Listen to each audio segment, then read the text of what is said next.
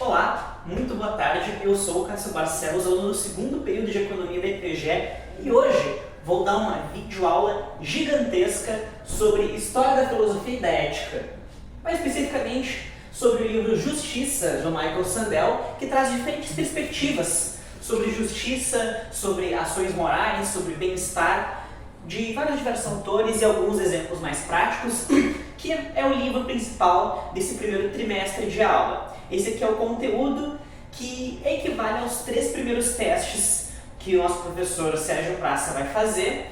Então, inclusive cobre boa parte do conteúdo que eu trouxe no vídeo passado que eu falei do utilitarismo e do imperativo categórico, porque ele estava um pouquinho errado para o teste que a gente fez. Tinha um certo conteúdo que não caiu, que eu tinha trazendo no vídeo, mas aqui tem todo o conteúdo até o final do trimestre, então não se preocupem se tiver incompleto, então, porque ele tá, garanto.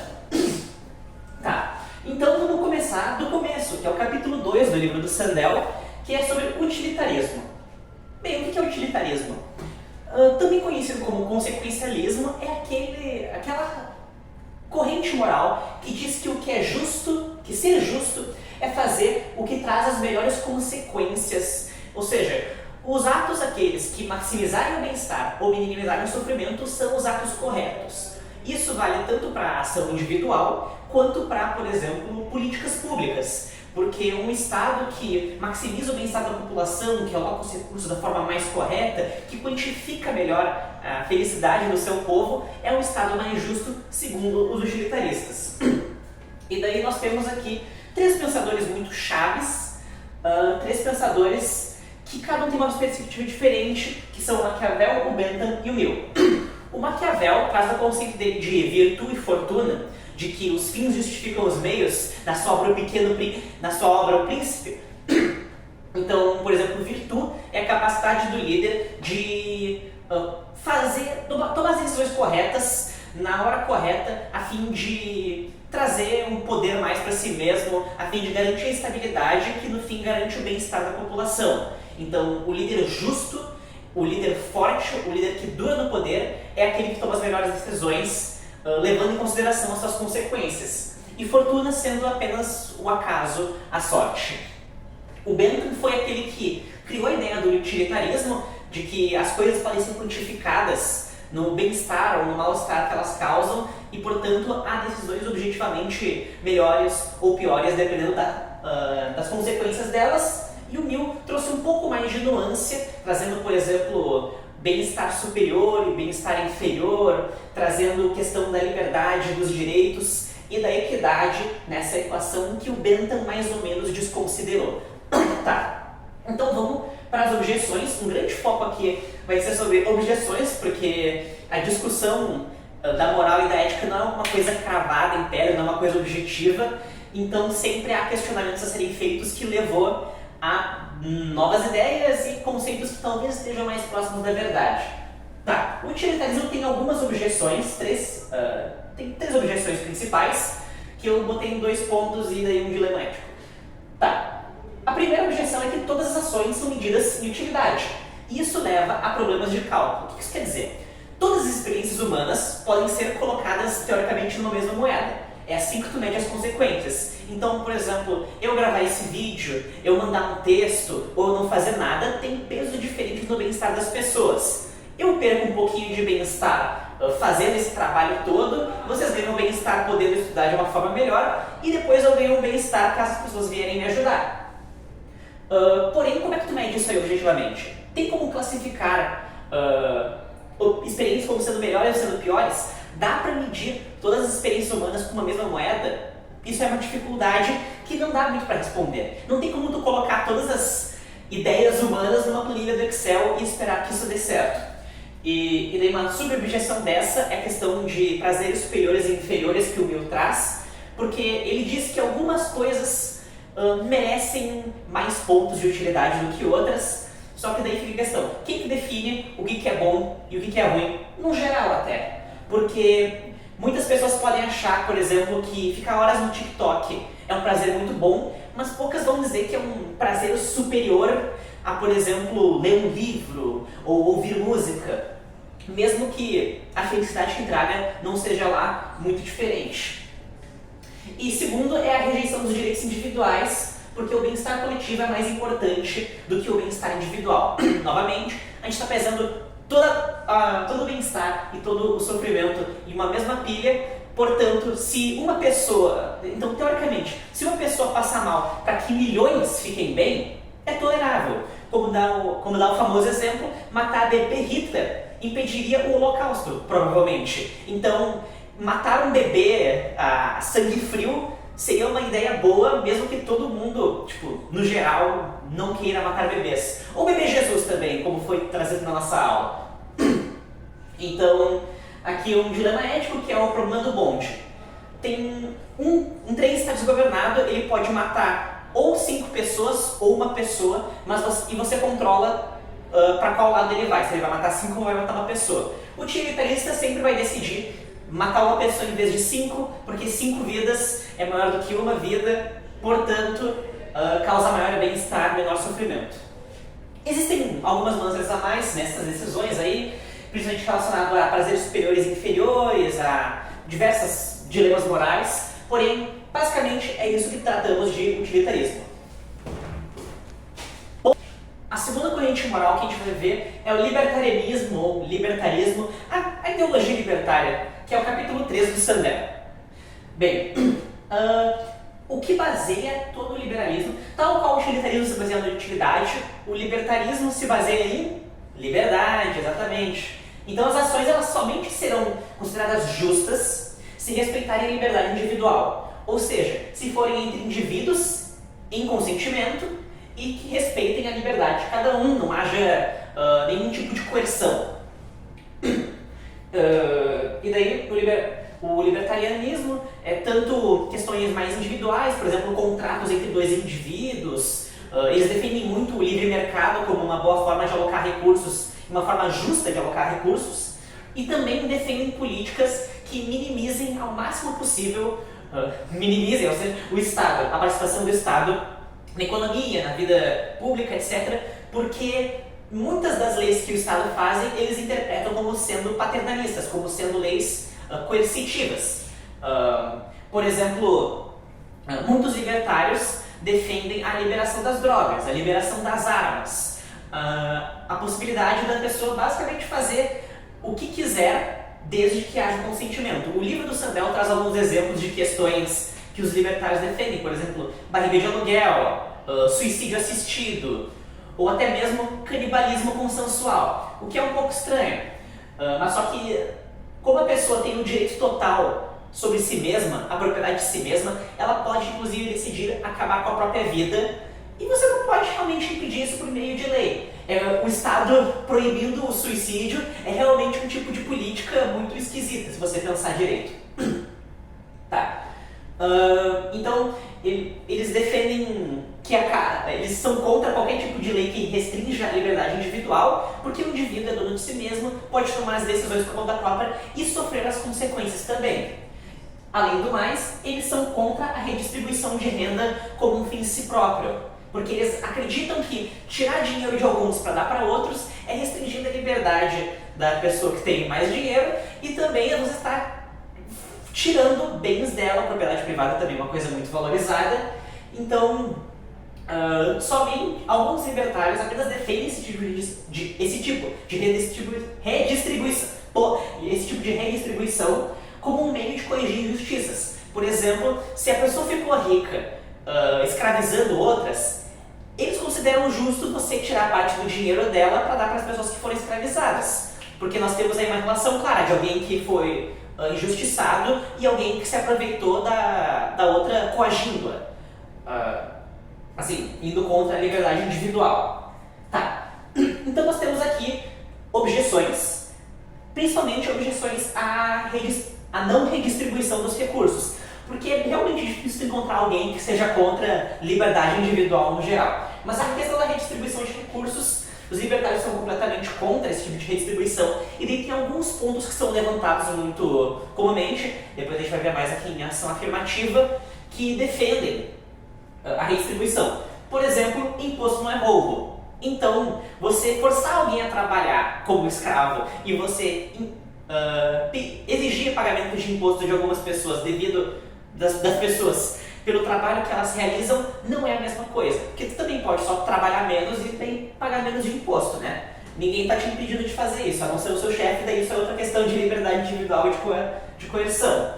Os libertários vão responder que, bem, há uma coerção envolvida, você é exigido a pagar imposto para poder viver em sociedade, senão você é preso, né? Então tem aí um desequilíbrio de poder entre o Estado e o indivíduo. E daí isso segue para outra objeção, que é do contrato social. A pessoa que é rica, ela está vivendo em sociedade, então ela implicitamente assina que ela deve trabalhar em prol do Estado, ou das políticas públicas, ou da justiça como um todo. E os libertários falam que só esse contrato vago aí não é o suficiente. Nós temos que ter, por exemplo, um contrato assinado entre indivíduos, etc. Outra objeção é a questão da sorte. Por exemplo, Michael Jordan, que é o exemplo que mais cita no livro, ele teve a sorte de nascer como uma pessoa muito boa em basquete, de ter as condições para treinar, de encontrar os técnicos e colegas de time corretos, um monte de questões muito específicas, e de nascer numa sociedade que valoriza o esporte também. Se ele nascesse numa sociedade caçadora-coletora, ele não ia ter tanto sucesso quanto numa sociedade atual. Então, todos esses fatores fora do controle dele trouxeram uma riqueza enorme, que, novamente, nós temos que lembrar que até mesmo habilidade e talento são questões de pura sorte. Então, ele tem que trazer algo de bom para as pessoas que não tiveram a mesma sorte. Os libertários são contra isso, porque desde que ele não tenha prejudicado ninguém, o fato dele ser sortudo não traz má sorte para os demais. Não é um jogo de soma zero o mercado ou a sociedade como um todo, é o que geralmente dizem. E o último ponto, a última objeção ao libertarianismo e também ao livre mercado é a questão da desigualdade e da necessidade. Algumas pessoas simplesmente precisam mais de dinheiro do que outras, o que é verdade. Porém, só porque eu preciso mais de dinheiro do que o Michael Jordan não significa que tu precisa tirar dinheiro dele, porque ele não tirou de mim. Ele não ficou rico por minha causa, ele ficou rico por motivos externos, pela alocação do mercado. Não é justo tirar dele para dar para alguém que não fez nada. Se você realmente precisa do dinheiro, não gaste com coisas supérfluas. Não dê o seu dinheiro para o Michael Jordan. E daí não precisa dar de volta para ti. Tá. Então é basicamente isso a questão do libertarianismo, a defesa do livre mercado e da liberdade individual. E aqui tem questões com respeito à redistribuição de renda e desigualdade social, que são muito trazidas aqui no John Rawls e nesses dois exemplos aqui que eu vou trazer. Agora vamos tratar do imperativo categórico ou código moral, a corrente moral que vem do Kant, do Immanuel Kant, que basicamente diz o seguinte: ser justo é respeitar a liberdade individual e respeitar preceitos universais. O que isso quer dizer? Basicamente, Kant defende que nós somos muito escravos das paixões e dos interesses. Aí eu ia. Portanto, se nós quisermos ser realmente livres, nós temos que ignorar tudo isso e utilizar daquilo que nos diferencia dos demais animais, a razão. E esses preceitos universais são justamente derivados da razão humana. Caso nós agirmos com razão pura, assim como os seres humanos devem fazer porque eles são dotados de razão, nós conseguimos chegar a certas máximas que podem ser aplicadas a todas as situações e devem servir como código moral. É o tal do imperativo categórico.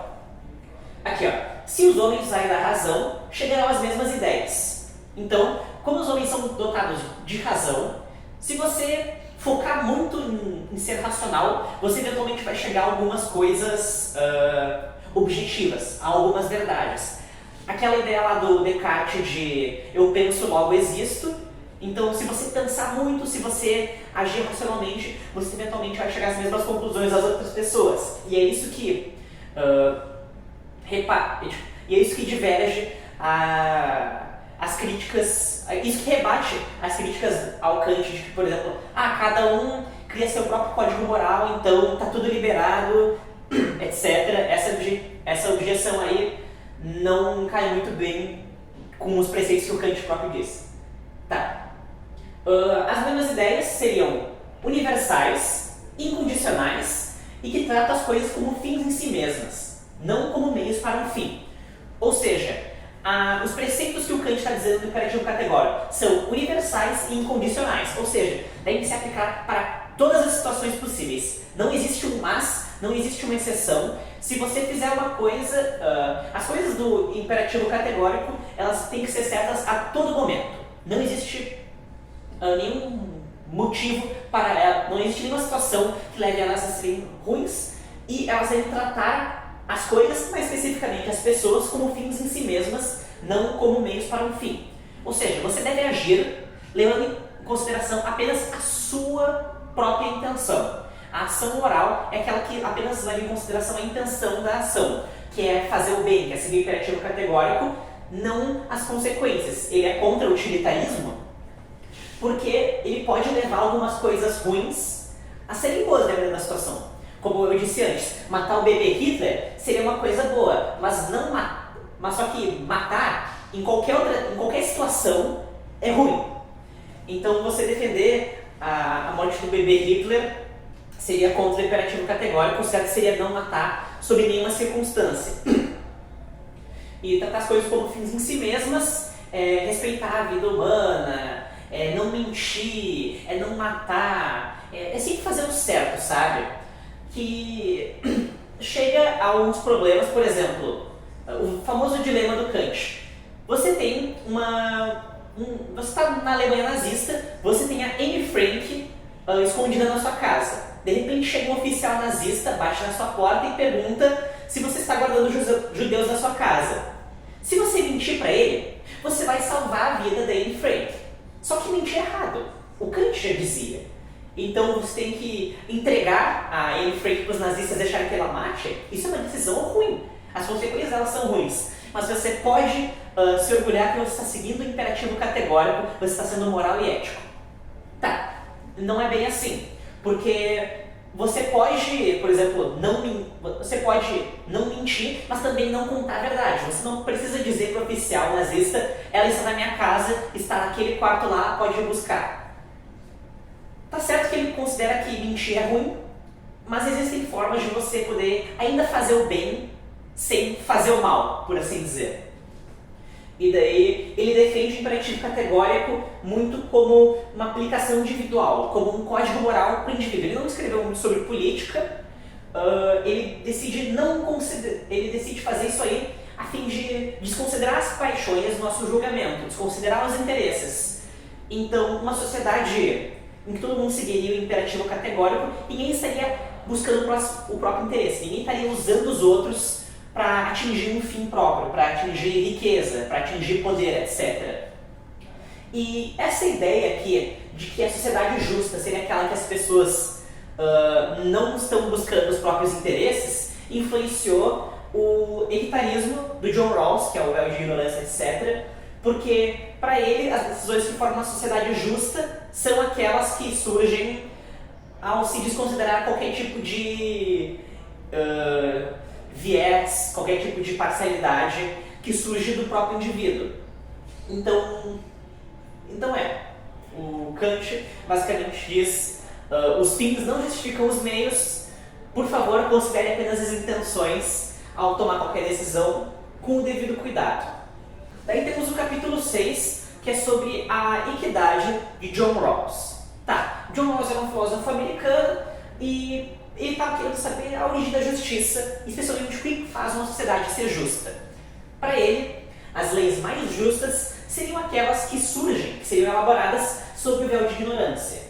O que é o véu de ignorância? É um experimento hipotético, idealista, que basicamente todos nós somos de repente transportados para outra dimensão em que nós não sabemos quem somos aqui na Terra. Nós não sabemos se somos brancos, negros, indígenas, ricos, pobres, homem, mulher, etc. Não sabemos absolutamente nada sobre nós mesmos, mas ainda temos a capacidade de ser racionais, de tomar decisões, de discutir propriamente, e nós sabemos basicamente as condições da sociedade como um todo.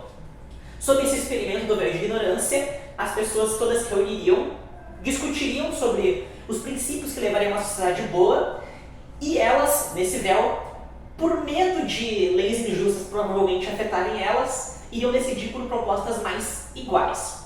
Deixa eu dar um exemplo. Uma pessoa, independente de ela ser branca, negra, rica ou pobre, ela provavelmente seria contra escravidão de pessoas de certa raça ou segregação. Porque se ela voltasse para a Terra e ela fosse, por exemplo, negra, ela não gostaria muito de viver como posição de uma cidadã de segunda classe. Então, no véu de ignorância, ela ia decidir por igualdade entre raças, igualdade entre gêneros, a fim de dificultar a chance dela mesma ser prejudicada por essas decisões aí. Isso aí leva muito em consideração o fato dos seres humanos serem avessos a risco, mas lembrando que esse véu de ignorância a gente está tirando qualquer imparcialidade de interesses, então o interesse em se arriscar seria mais ou menos ignorado por esse experimento. E no final surgiria redistribuição de renda, surgiria igualdade de condições. Ele resume dizendo que do véu de ignorância surgiriam dois princípios básicos de justiça, que é o da igualdade e o da diferença. O princípio da igualdade de direitos e de pontos de partida é bem explicativo. É tipo o que o Mill diria de equidade, que todos são iguais perante a lei, todos têm o mesmo ponto de partida. Então, independente de quem você é, por loteria genética ou por pura sorte, você vai começar na mesma posição e daí é questão sua, do seu mérito, para atingir um ponto final. Só que daí tem o princípio da diferença, que é o que muitas pessoas taxam de comunismo do John Rawls, que ele rejeita as desigualdades sociais como sendo um mal necessário da sociedade como ela é atualmente. Para o John Rawls, segundo o princípio da diferença, a sociedade deve apoiar os menos afortunados. Ela deve ter uma rede de apoio para aqueles que não tiveram sorte na vida toda, até mesmo aqueles que só foram meio vagabundos. Porque as desigualdades, para o John Rawls, as desigualdades só podem existir se aqueles no topo trabalharem em prol da base. Então, pensando numa pirâmide, aqueles no topo só mereceriam estar no topo se eles trabalhassem em prol da base. O Michael Jordan só poderia acumular milhões se ele trabalhasse em prol dos menos afortunados, se ele fizesse filantropia, se ele ajudasse as pessoas. O Bill Gates é a mesma coisa. Qualquer pessoa rica só mereceria ter seus milhões caso eles ativamente cuidassem dos menos afortunados. Então, essa aqui é a ideia de justiça, do princípio da diferença. E ele argumenta isso aí muito com base no seguinte: nem todo contrato é justo, pois há mil elementos que podem coagir os indivíduos. Logo, qualquer contrato feito no nosso estado atual pode ter várias formas de burlar o consentimento, por assim dizer. Uma pessoa que mora debaixo da ponte não faz isso por escolha, mas sim pela pressão econômica que é feita sobre ela, que ela não pode arranjar, por exemplo, um apartamento. Então a ideia da equidade do John Rawls é muito isso de que a justiça, a nossa sociedade é injusta, como é que a gente pode criar leis verdadeiramente justas, como é que a gente pode achar um princípio único de justiça. E daí, de certa forma, ele faz isso jogando as discussões sobre justiça para um caso ideal em que ninguém sabe realmente quem é na Terra, quem eles mesmos são na Terra. E aqui nós temos dois exemplos de casos que levam a certos dilemas éticos sobre a organização da nossa sociedade. O primeiro é sobre o livre mercado e o mercado mais no geral. O livre mercado é realmente livre? Ele traz mais bem-estar do que as outras opções? Para os utilitários e para os libertários, a resposta é um grande sim. O livre mercado é, se não a forma mais justa e eficiente, uma das formas mais justas e eficientes de distribuir recursos, porque levam em consideração a liberdade individual, as preferências, contratos com consentimento, etc. E essas duas coisas são muito apropriadas, são muito bem vistas por esses dois grupos. Porém, há objeções que surgem ao livre mercado como ele é ou como um conceito no geral. Primeira, que foi tratada já pelo John Rawls, que a pressão econômica força certas decisões. Pode ser livre mercado, mas se você for uma pessoa muito, muito, muito pobre, você vai tomar decisões que as outras não tomariam. Então, um exemplo que traz no livro é sobre barriga de aluguel. Mulheres na Índia que estão vivendo centavos de dólar por dia vão oferecer seu corpo como um produto a ser vendido para outras pessoas, para casais ricos, para que ela tenha o filho de uma pessoa e depois devolva. Elas ganham milhares de dólares por isso, dezenas de milhares de dólares por isso, o que vai bancar a sobrevivência por muito tempo, muito mais do que elas conseguiriam trabalhando normalmente. Só que uma pessoa em sã consciência, uma pessoa em condições normais, provavelmente não ofereceria grande parte dos recursos do próprio corpo e todas as dores envolvendo gravidez e parto porque quer. Isso é uma questão puramente econômica.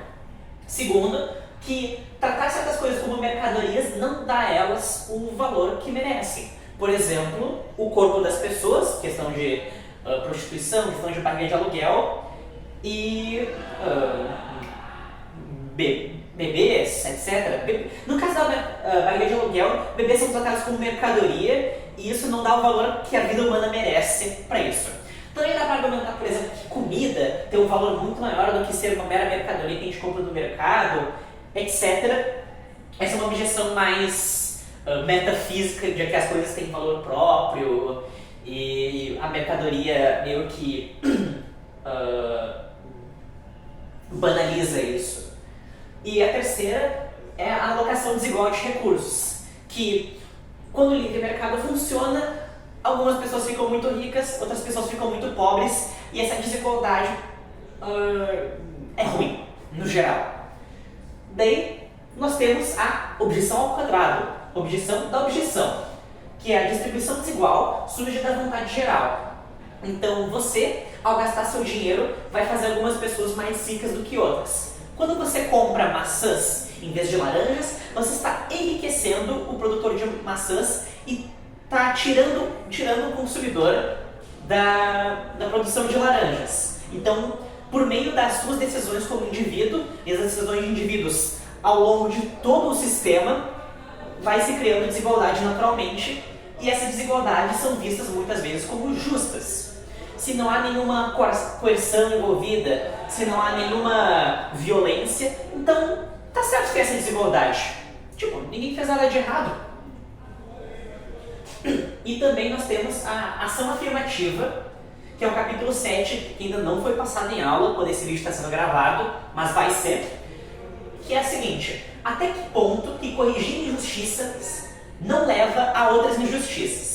Então, o exemplo mais claro de tudo isso é cotas. Pessoas que foram injustiçadas no passado, por exemplo, negros no Brasil, pela escravidão, por várias leis injustas e racistas, eles, por meio das cotas, podem acessar universidades, mercado de trabalho.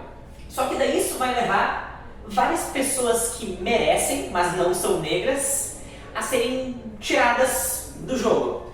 Então, aquela objeção muito comum que uma pessoa negra que se deu bem num concurso, mas não tão bem quanto uma pessoa branca, pode entrar pelo fato de ser negra. Isso não é um racismo reverso, etc? Algumas pessoas diriam que sim.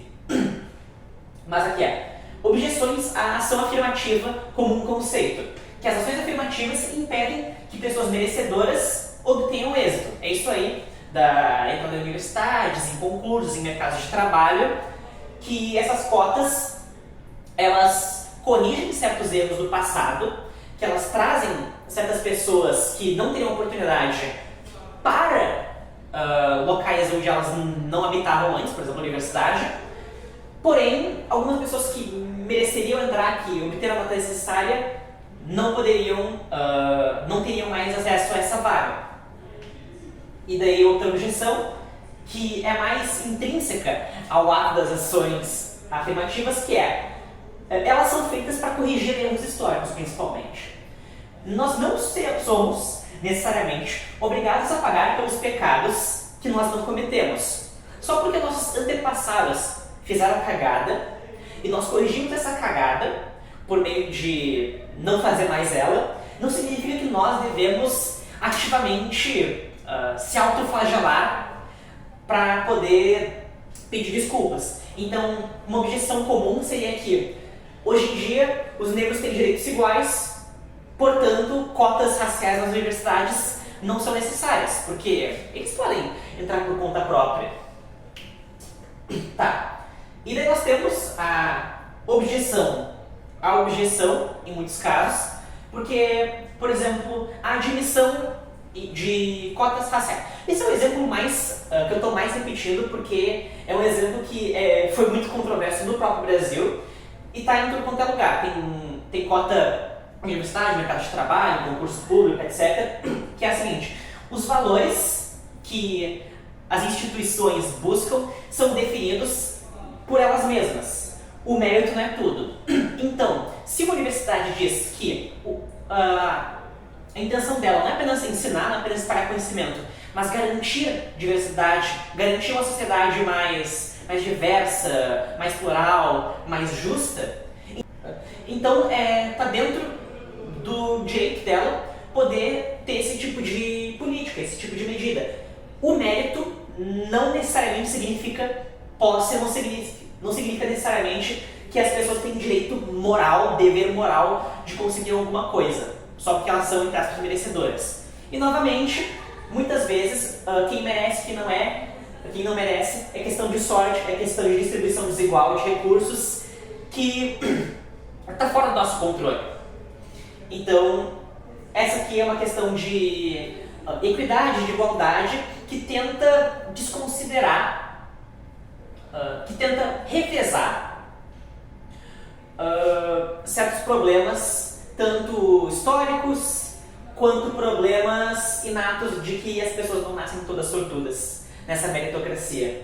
Então, isso é a aula de História da Filosofia e da Ética. Esse é todo o conteúdo que vai cair até o teste 3 do Praça, inclusive alguns que não foram dados na nossa aula até agora, mas eu garanto que vai cair tendo informações. Então vai cair sobre utilitarismo, sobre ideologia libertária, sobre imperativo categórico, sobre utilitarismo, sobre livre mercado, sobre ação afirmativa. 4 perspectivas e 2 séries de exemplos. Então aqui está o quadro todo para quem quiser. E antes de terminar o vídeo, gostaria de agradecer aqui aos mitos que me ajudaram. Muito obrigado, Bruno, muito obrigado, Enzo, e muito obrigado, Igor, pela ajuda que vocês deram. São os tops desse semestre até agora. Se vocês quiserem me ajudar, o Pix está aí no canto, agradeço já. Só se vocês realmente quiserem, não vou coagir vocês, liberdade individual, afinal de contas, é uma coisa que eu prezo bastante. Mesmo assim, leiam o livro se vocês puderem, ouçam com atenção que tem algumas coisas que eu falei que não estão escritas no quadro, e, considerado tudo isso, eu espero que vocês tenham uma sessão de estudos prazerosa, que tenham testes muito bem feitos e que, no fim, aproveitem bastante a matéria de História da Filosofia e da Ética. Tchau!